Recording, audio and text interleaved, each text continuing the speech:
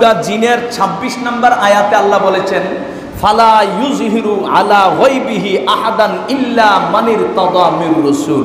আল্লাহ কয়, আমার এলমে গায়বের ভান্ডার আমি কাউকে প্রকাশ করি না, দান করি না, একমাত্র রসুলদের মধ্য থেকে যাকে পছন্দ করি, যাকে ভালোবাসি, তাকেই আমি আল্লাহর এলমে গায়েবের ভান্ডার দান করে দিই। তো এখন নবী রসুলদের মধ্য থেকে কাকে আল্লাহ বেশি ভালোবাসেন, এই কথাটা বোঝানোর জন্য আমি সূরা বাকারার 144 নিয়ত বেঁধেছে, আল্লাহ এই দিকটা কিবলা বানাও। আল্লাহ সাথে সাথে জিবরাইল পাঠিয়ে দিছে, জিবরাইল রে যা আমার হাবিবকে গিয়ে বলে দে, ফালানুওয়াল্লিয়ান্নাকা কিবলাতান তারদাহা। আমার হাবিব শুধু কেবল এই দিক কেন, এখানে তো খানায়ে কাবা মক্কাতুল মুকাররমায়, এই খানায়ে কাবা কেন?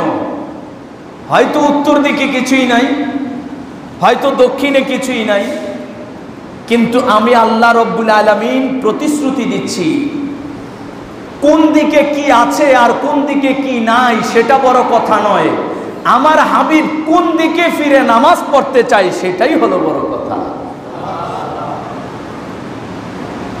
উত্তর দিকে কিছুই নেই, কিন্তু আমার হাবিব চেয়েছে সেই দিকে ফিরে নামাজ পড়তে।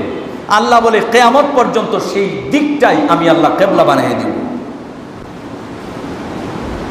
2 রাকাত নামাজ পড়লেন, বাকি তাশাহুদ পড়ে উঠলেন।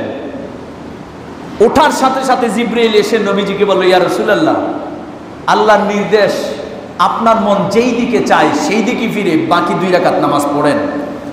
নবীজি নামাজের ভিতরেই ধরেন বাইতুল মুকাদ্দাস এই দিকে, এখন পশ্চিম দিকে ফিরে নামাজ পড়বে, তো পিছনে তো হলো মুসল্লি সাহাবায়ে কেরাম, তো এখন পশ্চিম দিকে শুধু ফিরলে তো হবে না, হেঁটে সাহাবীদের সামনেও যেতে হবে, ঠিক না?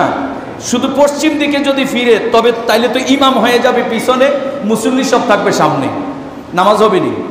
ইমাম পিছনে থাকলে তাও তো যেই সেই ইমাম না, যিনি রহমাতুল লিল আলামিন, যিনি ইমামুল আম্বিয়া, ওই নবী পিছনে থাকলে কি নামাজ হবে নাকি?